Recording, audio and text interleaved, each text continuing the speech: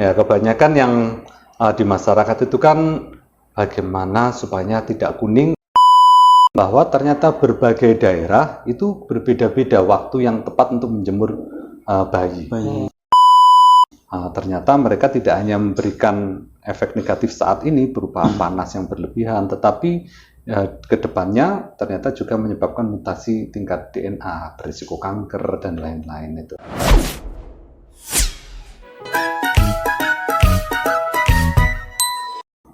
Halo Merspace, ya. Gimana kabarnya semuanya Merspace? Kembali lagi dengan kita berdua. Alhamdulillah kita sehat-sehat aja ini. Alhamdulillah. Iya. Saya Fendi, saya Angga. Kita kembali lagi di Merspace. Podcastnya RSIA Kendang Sari, Mer. Betul sekali. Mas Ben, sekarang apa ini temanya? Temanya ini terkait untuk berjemur, Mas. Bayi. Apa ini? Bukan. Maksudnya? Jadi bukan berjemur yang Oke, iya. Di Bali itu bukan ya? Oh, bukan. Ya? Oke, Bukan. iya. Bayi berjemur. Betul ya. Itu enggak bahaya itu. Enggak Iya. bahaya tidak bayi berjemur. Makanya. Gitu ya. Temanya seperti itu. Gitu ya. Oke. Nah. Kita akan ngobrol-ngobrol dengan ahlinya pastinya. Karena kita nggak tahu tuh terkait hal seperti itu. Oke, betul sekali. Mungkin ada beberapa orang yang tahu sekitar mungkin bisa mitos atau fakta atau apa segala macam begitu kan. Betul Gitu. Nah, sekali. sekarang kita langsung hadirin ini. Dokter spesialis anak yang termasuk salah satu favorit di RSIA Mer. Oke, gitu ya. Oke, kita langsung aja ya. Langsung aja. Oke, yuk.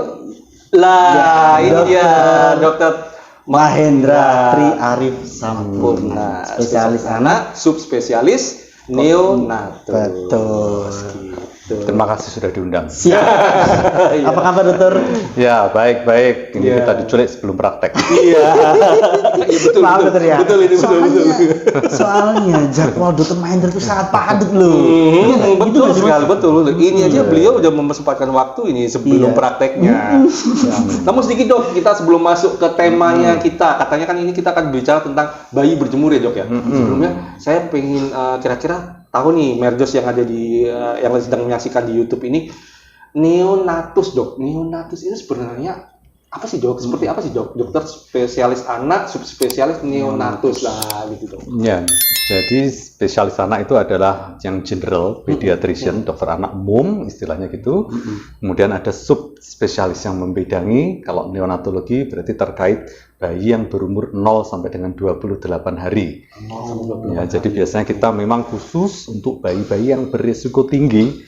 Ya, jadi bayi-bayi yang membutuhkan pengawasan yang khusus, bayi-bayi prematur, bayi-bayi dengan kelainan bawaan, ya. Intinya bayi-bayi yang bukan merupakan bayi yang fisiologis. Bayi fisiologis itu bayi yang tanpa bantuan kita pun, ya, dia akan survive. Nah, ini perlu pendampingan atau adaptasi ketika di luar kandungan, seperti itu.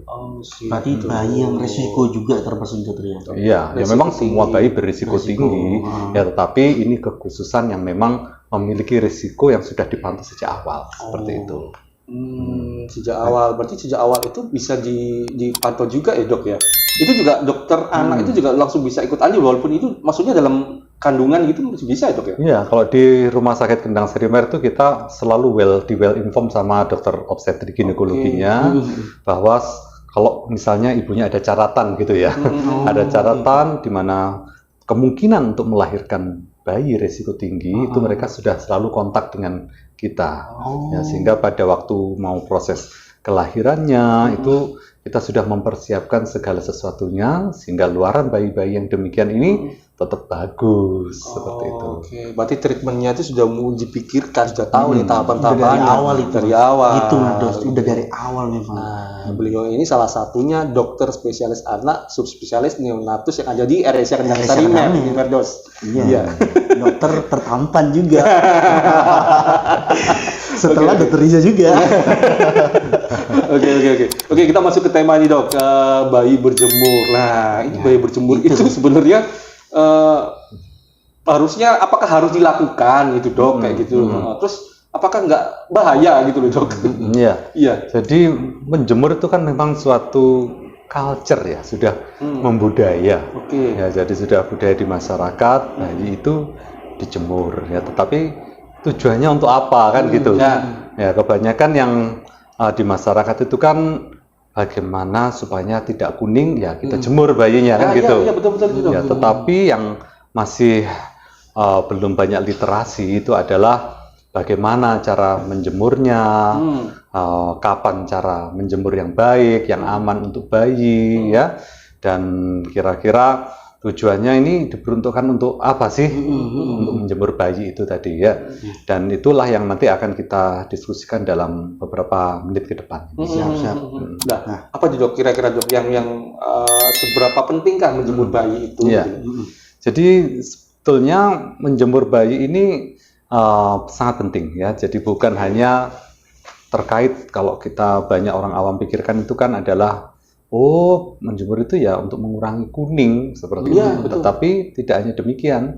Tetapi dengan berjemur itu juga akan mengaktifkan vitamin D di dalam tubuh si bayi, mencegah kejadian alergi pada bayi, menghangatkan bayi, dan sehingga bayi metabolismenya menjadi lebih bagus, minumnya menjadi lebih kuat, ya sehingga dampak-dampak lain dari efek positif menjemur itu akan diikuti oleh si bayi ini. Oh, berarti pengaruh minumnya juga berarti dokter ya? Betul. Berarti setelah dijemur tuh mungkin bayinya haus gitu dokter ya? Ya, kan berjemur itu otomatis kita Kena paparkan bayi dengan suhu luar yang lebih panas kan dibandingkan dengan di rumah, di dalam AC seperti itu. Otomatis ada yang namanya transepidermal water loss istilahnya. Jadi penguapan lewat kulit itu akan menjadi lebih banyak. Selain itu dengan panas yang agak tinggi, memang bayi akan nafasnya menjadi lebih cepat juga ya. Jadi merangsang bayi untuk bernafas menjadi lebih cepat sehingga ada yang namanya insensible water loss-nya itu lebih tinggi. Nah, secara otomatis bayi-bayi yang demikian itu ada sense atau rangsangan itu untuk minum menjadi lebih kuat lagi. Dok, saya agak penasaran tadi yang dikatakan dokter bahwa berjemur itu bisa preventif untuk alergi lah. Bagaimana dengan katanya alergi itu kan diwariskan ya Dok ya, diwariskan dari orang tuanya lah. Apakah itu juga bisa berpengaruh? Iya tentu. Jadi konsep sakit itu kan memang terdiri dari 3 hal ya. Ada yang namanya segitiga konsep sakit ini. Pengaruh host itu dari si bayinya ini sendiri, kemudian agent lingkungan itu, kemudian environment. Jadi lingkungan dan yang membuat sakit kuman-kuman ini agentnya itu. Nah, dari konsep inilah yang kita ingin bangun si hostnya ini, meskipun dia punya bakat alergi, tapi kalau environmentnya itu tidak mendukung untuk ke arah sana, artinya di provide dengan mungkin berjemur, kemudian hawa panasnya bagus, vitamin D-nya menjadi aktif, ya risiko alergi yang akan muncul itu menjadi berkurang ya. Dan tentu agent nih kuman-kuman, virus itu dengan kegiatan menjemur, si tubuh ini akan mempunyai kekuatan yang lebih bagus untuk melawan si kuman-kuman ini. Untuk mengaktifkan vitamin D-nya tadi. Iya, vitamin D, sel-sel tubuh, sel-sel imun itu dengan kegiatan berjemur ini. Nah, waktu yang tepat untuk berjemur itu Dok, dari jam berapa sampai jam berapa? Ya, jadi penelitian ini kita lakukan tahun 2023. Kita mengambil lokasi di Surabaya, kita mengambil lokasi di Jakarta, dan di Balikpapan ya. Jadi penelitian ini menemukan sesuatu yang menurut kita ini harus diinformasikan ke masyarakat.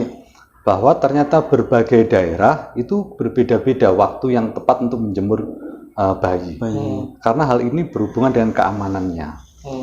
Kalau kita ingin mendapatkan sinar biru yang menurunkan bilirubin yang untuk mencegah bayi kuning, itu kita hanya pada waktu-waktu tertentu yang aman tuh ya, yaitu antara jam 7 hingga jam 8 kalau di Surabaya, kalau di Jakarta sampai jam 9 ya, sampai jam 9 maksimal ya. Jadi waktu itu kita melakukan penelitian ada bahayanya yaitu UVA, UVB sama infrared. Ketika kita melebihi jam 9 itu sudah tinggi sekali. UV, ultraviolet, A, B dan infrared yang memberikan efek thermal panas yang berlebihan itu tinggi sekali pada saat itu. Ya, nah hal ini yang harus kita cegah karena ternyata mereka tidak hanya memberikan efek negatif saat ini berupa panas yang berlebihan, tetapi kedepannya ternyata juga menyebabkan mutasi tingkat DNA, berisiko kanker dan lain-lain itu. Nah itu kenapa kita harus punya waktu-waktu yang khusus untuk menjemur bayi. Dan saat ini kan yang sering, Dok lah kalau hujan gimana saya pengen menjemur bayi, kan pertanyaannya kan gitu kan ya. Padahal sinar matahari itu munculnya kadang-kadang bisa jam 10 pas hujan, pas pagi itu kena mendung kan gitu ya. Nah, waktu itulah yang membuat pemikiran kami, saya bekerja sama dengan Stanford University, ada Profesor Henk Freeman pada waktu itu, kita dikenalkan di San Francisco di Amerika. Mereka membuat suatu filter sunlight fototerapi. Jadi suatu penyaring ya, suatu penyaring di mana bayi-bayi dan ibu-ibu tetap berjemur bisa pada siang hari. Ini sudah dilakukan penelitiannya di Nigeria, pakai seperti rumah kaca gitu ya. Ya. Dan ternyata mereka efeknya itu bagus sekali. Mereka bisa memfilter UVA, UVB dan infrared. Ya. Saya bilang tapi kalau bayi berjemur sama ibunya ikut berjemur, kalau di Nigeria mungkin nggak apa-apa ya, berjemur sudah gelap ya, nggak bisa gelap lagi ya. Kita bilang kalau di Indonesia mamanya kayaknya nggak akan mau deh. Bapaknya juga nggak mau, nanti beli skincare tuh mamanya lebih mahal. Terawat aja deh.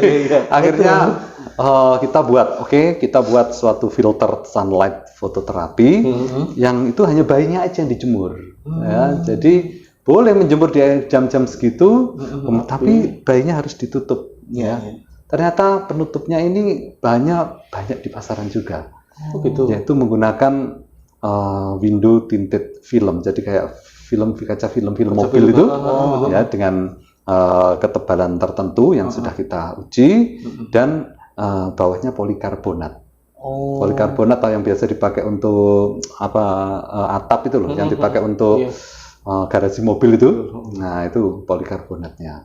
Nah, ternyata dia efektif dalam memfilter UVA, UVB yang berbahaya, tetapi bisa meneruskan sinar biru yang penting untuk menurunkan kadar bilirubin tadi, jadi mencegah bayi kuning.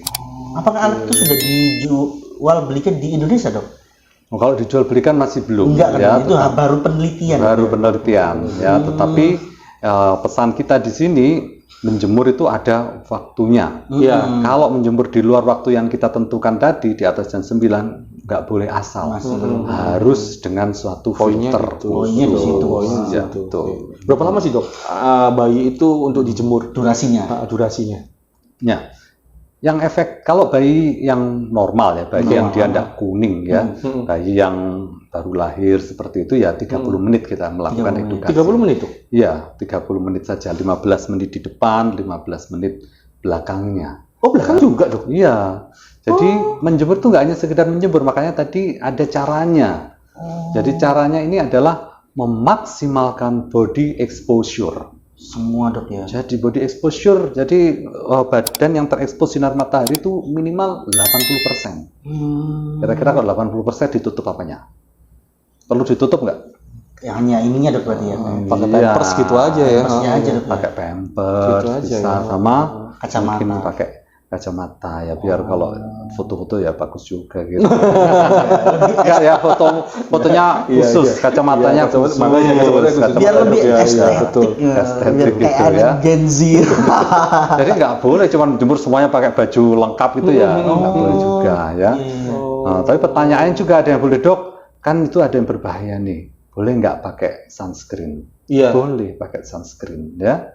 Kadang-kadang pada beberapa bayi itu nggak tahan juga dengan sinar matahari yang sensitif, itu kita anjurkan juga pakai sunscreen. Tetapi jangan pakai baju lengkap ya, jangan ya. Hanya pampers sama kacamata. Punggung depan, punggung belakang jangan lupa ya. Itu untuk ini, bentar. Untuk penempatannya, Dok, penempatannya apakah langsung terpapar langsung sinar matahari atau misalnya agak-agak agak rindang-rindang dikit gitu? Atau gimana? Disarankan langsung. Disarankan langsung ya, direct sunlight ya. Jadi tidak boleh di dalam ruangan kena pantulan aja itu ya nggak bisa ya, beda sekali. Ya, intensitas ketika kita filter sinar matahari itu juga berkurang, baik itu UVA, UVB, infrared maupun sinar biru yang kita inginkan itu juga berkurang juga memang ketika difilter, sehingga bayi itu harus di direct sunlight. Dan tempat daripada menyinari itu berbeda juga efeknya. Artinya kita akan melakukan penelitian di 3 lokasi ini, di Jakarta, di Surabaya, dan di daerah Balikpapan. Di mana Balikpapan ini adalah daerah Katulistiwa. Ya, saya kebetulan juga baru mempelajari dari kesehatan lingkungan bahwa ada yang namanya zenith angle. Zenith angle itu adalah sudut kemiringan sinar matahari. Oke. Ya, jadi kalau yang di daerah Katulistiwa ya direct langsung. Coba bandingkan dengan yang di kutub gitu kan ya nggak dapat sinar matahari. Jadi yang jauh dengan Katulistiwa itu juga efek daripada intensitas dari matahari yang sampai ke kita itu juga berbeda dan lebih rendah dibandingkan mereka yang ada di Katulistiwa. Betul. Ya. Ngomongin berjemur tadi, kan harus full tuh Dok ya.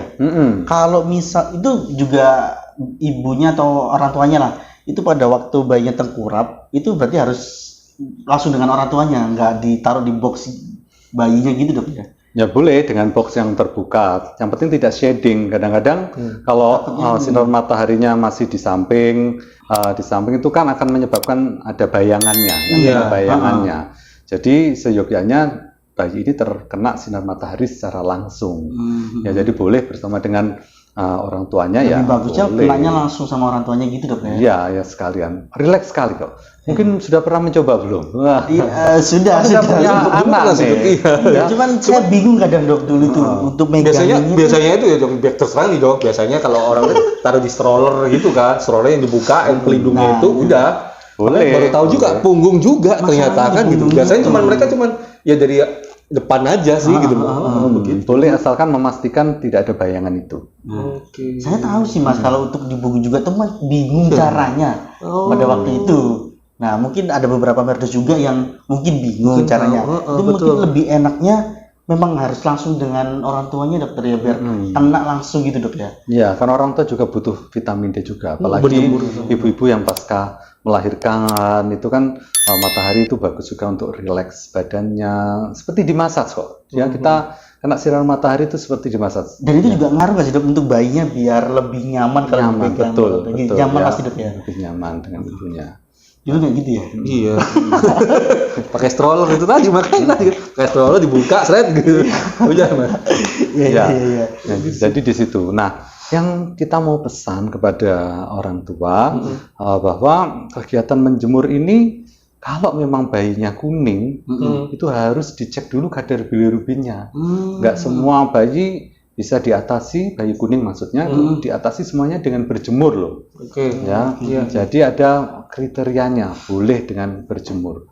Ya, penelitian yang sudah dilakukan oleh Henk Vreeman dan ada salah satu peneliti namanya Bolajogo Olusanya di Nigeria itu, kegiatan menjemur itu baru akan efektif pada bayi yang kuning yang membutuhkan fototerapi, seharusnya fototerapi itu ketika dia dilakukan dalam waktu 3 sampai dengan 6 jam. Ya, jadi di situ kan kalau menjemur kan tadi kita setengah jam. Kebanyakan kita bayi normal ya. Kebiah uyah, wah saya nggak mau fototerapi, padahal dokter sudah menyatakan setelah cek kadar bilirubin, bilirubin ini tinggi, sudah memenuhi ambang fototerapi, terapi sinar biru di rumah sakit maksudnya. Tapi ibu bersikukuh, dok bisa kok dijemur, saya jemur dulu di rumah. Padahal cuma jemurnya setengah jam, ya nggak bisa nurunkan. Ya, jadi itu harus dijemur dalam jangka waktu 3 sampai 6 jam.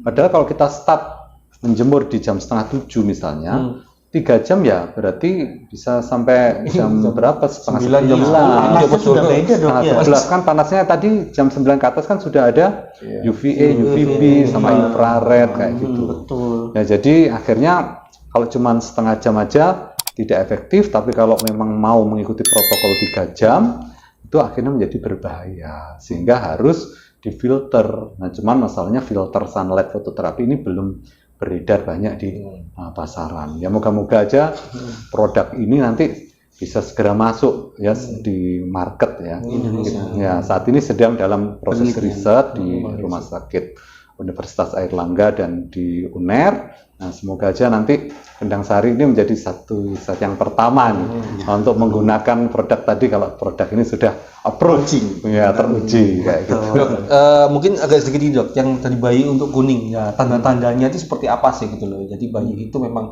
oh anakku ini, bayiku ini kuning ini ternyata gitu loh. Jadi aku harus cek apa atau gimana gitu loh. Ya, jadi ternyata orang tua itu adalah orang yang pertama kali biasanya mengenali bayi kuning. Ya, karena kebanyakan bayi kuning itu kan terjadi setelah 2 kali 24 jam.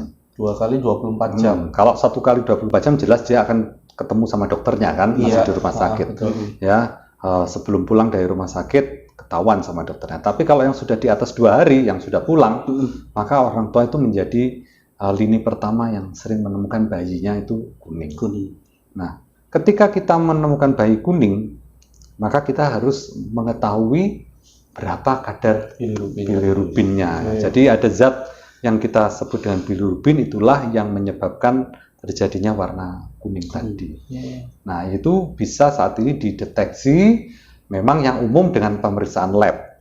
Ya, tapi sekarang sudah ada metode lain, tinggal di stick kayak GDA stick itu sudah ada. Ya, kemudian ada yang pakai transkutaneus tinggal dicetik itu sudah ada. Dan bahkan sekarang sudah mulai dikembangkan, sekarang canggih pakai smartphone. Di foto babynya pakai kamera bisa diestimasi kadar bilirubinnya. Iya. Ada aplikasinya sekarang. Sudah ada aplikasinya. Wah, keren sekali zaman sekarang ya. Ya, tapi itu memang harus selalu dalam pengawasan dokter ya untuk memastikan bahwa pemeriksaan yang kita sebut dengan non-invasif tadi itu sudah valid atau tidak, karena nanti profesional kesehatan yang memutuskan apakah bayi ini membutuhkan terapi atau tidak berdasarkan hasil pemeriksaan tadi. Nggak bisa diukur sendiri, ntar tahu-tahu. Saya penasaran juga nih Mas, sama mohon maaf nih, sama bayi yang mohon maaf mungkin gennya tuh agak kulitnya agak gelap gitu loh maksudnya. Nah, itu untuk mengetahui si baby itu kuning, nah bagaimana dok?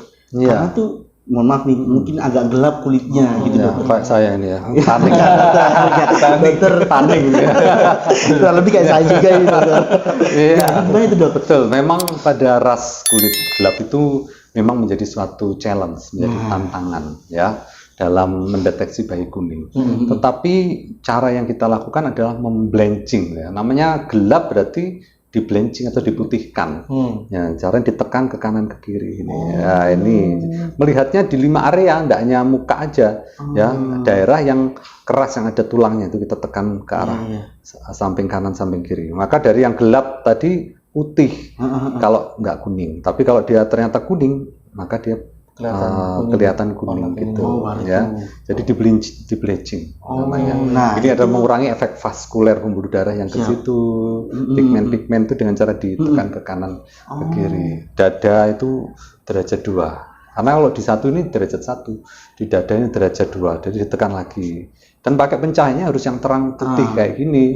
Untuk bajunya sering-sering kuning, terus lampunya pakai kuning ya nggak bisa. Tapi saya kalau ditanya, dok anak saya kuning, dia pakai baju kuning, iya kuning bajunya. Tapi sama penerangannya juga kuning. Kuning ya, jadi false rumahnya betul false namanya, false positif. Kayaknya iya kuning tapi false, nggak kuning. Nah, itu salah satu ilmu juga tuh dari Dokter Mahendra Mas ya. Betul. Pasti banyak yang nggak tahu tuh teman-teman Merdos semua, kalau misalnya mohon maaf untuk ras kulit babynya agak gelap, dengan cara mendeteksinya dengan cara seperti itu mungkin nggak tahu. Bleaching ditekan ya, jadi itu daerah dada, saat dada kuning turun bawah, daerah perut bawah ini ditekan kanan kiri ya. Nah kalau sini maka kita tekan atas bawah ini, tekan kanan kiri kuning atau tidak.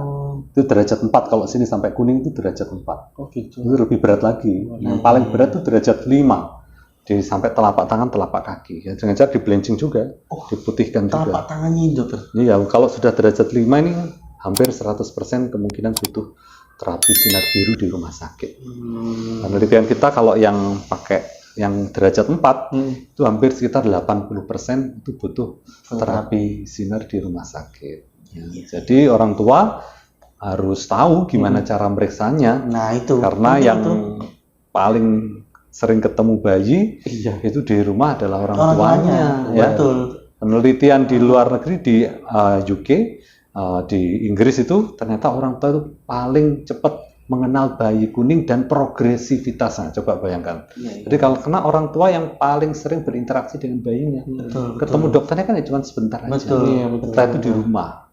Kontrol baru ya. Setelah menemui kuning, jangan lupa untuk segera kontrol, memeriksa kadar bilirubinnya. Nah, itu. Perdos, seru sekali ilmu dari Dr. Mahendra tuh. Jangan harus nonton nih episode kali ini karena itu penting banget dari edukasi tadi dari Dr. Mahendra, Mas ya. Karena menurut saya juga baru tahu tuh cara sebagai untuk ayah ya, orang tua ya. Orang tua saya juga baru tahu tuh dengan cara yang tadi itu dokter ya. Ya kalau misalnya nonton babynya itu agak kulitnya agak gelap, saya ponakan saya gitu soalnya. Agak gelap, jadi saya gimana nih cara untuk melihat nih anak kuning apa enggak gitu ya. Gitu. Borinya seperti apa kan gitu kan. Betul. Nah, sekarang tadi sudah dijelaskan sama Dr. Mahendra. Ya. Keren. Dok, kira-kira ada gini Dok, untuk bayi yang baru lahir itu biasanya kemungkinan yang sering dokter temui itu di hari keberapa sih gitu loh, mereka tuh bisa terkena kuning gitu tadi. Tadi kan dikatakan H+2 ya. Nah, biasanya rata-ratanya itu tuh apakah mungkin di hari ke-7, hari keberapa kayak gitu-gitu? Ya. Ada nggak sih Dok? Ya, puncak kuning itu biasanya terjadi di hari ke-5, 6, 7. Ya, pada saat setelah lahir atau setelah lahir. pulang? Oh, setelah lahir. Setelah lahir. Jadi usia 5, 6, 7 setelah lahir.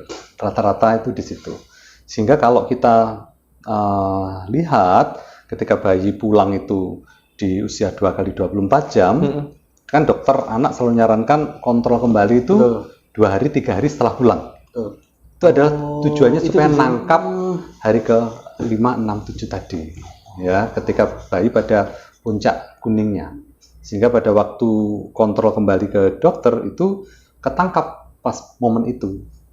Nah, cuman kadang-kadang, nah ini orang tua kan dengan berbagai macam kesibukannya atau mungkin keperluannya tidak bisa mengkontrolkan bayinya, itu harus aware tadi, tahu kapan dia harus membawa bayinya ke rumah sakit ini karena perkembangan kuning itu di titik-titik tersebut. Ya kalau yang masih bisa diterapi dengan berjemur. Nah kalau dia butuh terapi sinar, tidak diterapi sinar, dia tinggi. Nah ini yang bisa menyebabkan risiko keracunan bilirubin. Bisa problem di otaknya, bisa problem di telinganya, bisa problem di giginya, enamelnya itu rusak ya, dan bahkan di matanya. Nah itu yang harus kita cegah itu. Oke, dari tadi kan Dokter Mahendra kan mengatakan bahwa bilirubin seperti itu kan indikatornya kan itu bilirubin tinggi lah. Sekarang mungkin apa sih Dok, bilirubin ini kok bisa muncul itu mengapa gitu loh? Oh iya, betul ya. Jadi bilirubin itu sebetulnya adalah hasil degradasi dari sel darah merah. Oke. Ya, kenapa kok banyak terjadi pada bayi ya? Karena memang sel darah merah bayi itu awalnya dari sel darah merah janin. Ketika dia lahir, dia akan berubah menjadi sel darah merah dewasa. Pada saat itu proses itu akan terjadi pemecahan sel darah merah. Hasil samping pemecahan sel darah merah itu kan darah merah itu kita sebut dengan hemoglobin kan? Ada hem dan ada globin. Nah, yang globin ini merupakan asam amino atau protein yang digunakan untuk pembentukan sel darah merah berikutnya. Nah, yang hem ini mengandung zat besi Fe dan bilirubin. Nah, jadi bilirubin ini merupakan hasil dari degradasi dari sel darah merah tadi. Ya, jadi kalau proses pemecahannya lebih dari seharusnya, artinya lebih dari pemecahan yang normal, otomatis produksinya tinggi bilirubin. Tapi mekanisme hiperbilirubin itu ada 4. Itu salah satunya. Terjadi proses produksi yang berlebihan. Produksi bilirubin yang berlebihan karena ada proses pemecahan yang berlebihan. Nah, mekanisme yang kedua kenapa kok bisa terjadi kuning itu adalah mekanisme transport. Bilirubin yang merupakan hasil pemecahan dari sel darah merah tadi itu ditransport ke liver sebagai tempat untuk mengolahnya, area untuk pembuangannya sebetulnya ya. Nah, mekanisme transport ini bermasalah. Ya, biasanya pada mereka-mereka yang kadar albuminnya rendah, pada mereka-mereka yang minum obat di mana ikatan antara albumin dengan bilirubin yang mentransport ke hati itu dipecah oleh obat-obatan tadi. Ya, itu problem yang kedua. Bisa problem lagi yang ketiga di livernya. Liver itu kan proses semacam pengolahan limbahnya untuk bisa dibuang ke pembuangan, yaitu ke saluran cerna dan saluran kencing. Nah, proses pengolahan ini bermasalah di liver, yaitu ada enzim-enzim yang berfungsi untuk melakukan konjugasi, namanya konjugasi bilirubin ini, yang kita sebut dengan glucuroniltransferase ini bermasalah, entah rusak, entah kurang, ya itu rusak di situ. Itu juga menyebabkan bilirubin tinggi. Nah, kemudian yang terakhir, mekanisme yang keempat itu adalah mekanisme pembuangannya yang bermasalah. Entah karena ususnya bermasalah, misalnya buntu sehingga nggak bisa dibuang lewat saluran cerna, entah bayinya kurang minum sehingga nggak berak-berak, sehingga nggak dibuang-buang, bayi ngendon, bilirubin ngendon di saluran cerna, atau kalau bayi dehidrasi kan kurang kencing, sehingga bilirubin yang harusnya dikeluarkan lewat kencing karena bayinya kurang kencing, akhirnya bilirubinnya tinggi. Nah, jadi 4 mekanisme ini yang sering terjadi pada bayi hiperbil. Mana yang menyebabkan, itulah yang kita terapi. Jadi nggak hanya menurunkan bilirubin dengan fototerapi aja, tapi kita juga harus tahu penyebabnya. Apakah penyebabnya ini bisa kita kendalikan atau tidak. Nah, itu pentingnya kontrol ke dokter spesialis anak itu berarti Mas. Ya, jadi nggak bisa untuk ngecek sendiri karena untuk terapinya itu sudah ada, harus untuk sebabnya. Betul.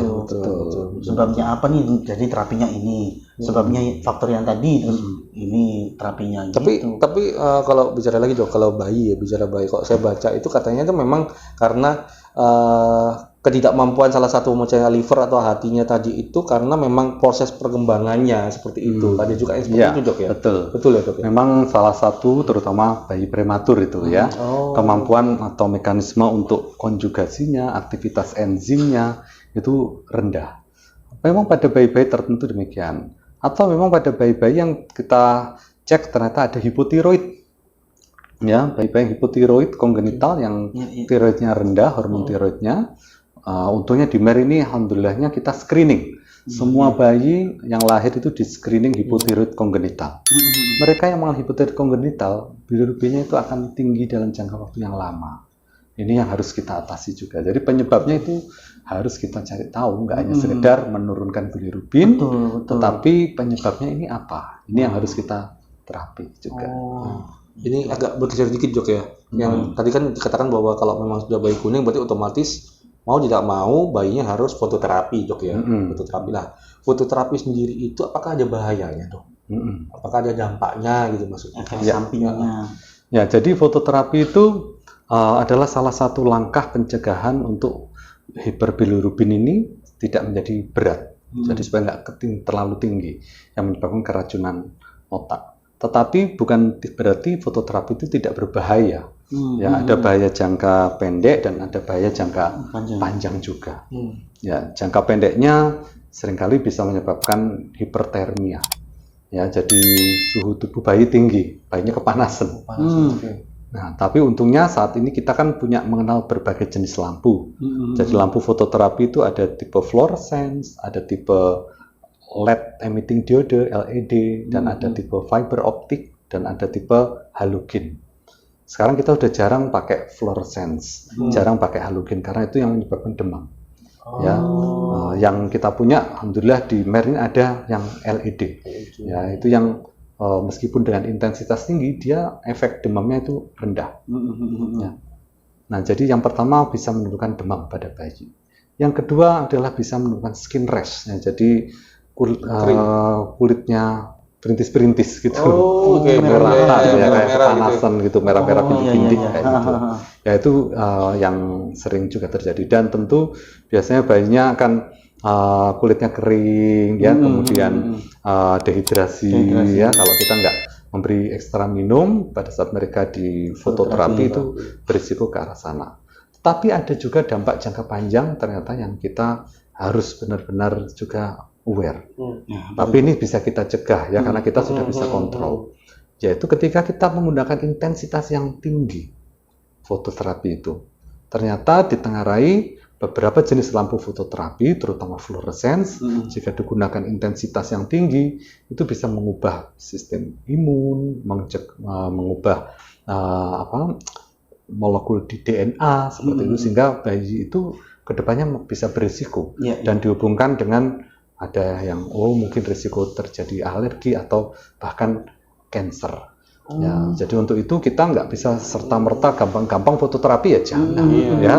Dan fototerapi itu sudah bisa kita kendalikan, ada yang namanya dosis standar, ya kita sebutkan 10 microwatt per centimeter square per nanometer, dan dosis intensif 30 microwatt per centimeter square per nanometer. Dulu kita berlomba-lomba, pengen kasih dosis yang tinggi sekali supaya segera turun bilirubinnya. Memang semakin tinggi dosis yang kita kasih, semakin cepat turunnya bilirubin.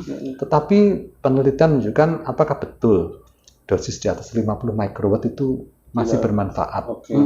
Ternyata efeknya plato, penurunannya nggak signifikan, tapi yang justru muncul adalah efek sampingnya. Nah, jadi kita saat ini beredar masih banyak lampu fototerapi di luar itu yang intensitasnya sangat-sangat tinggi, tapi hati-hati itu juga berbahaya ya. Jadi saat ini kan beredar juga persewaan tuh, lampu fototerapi disewa-sewain juga. Ya memang sih katanya gratis, ya inkubator gratis, lampu fototerapi gratis, tapi seyogianya itu selalu dalam pemantauan tenaga medis. Intinya kan harus ada pengawasan dari ahlinya seperti itu ya. Karena medis tadi. Karena balik lagi dokter ya, karena kasusnya itu faktornya itu beda-beda masing-masing tadi penyebabnya itu loh. Jadi untuk penanganannya pun juga beda-beda. Kalau misalnya faktor sekian ya terapinya terjadi sekian gitu. Nggak bisa langsung diputusin sendiri. Iya, betul. Akan jadi bahaya juga nih. Oke.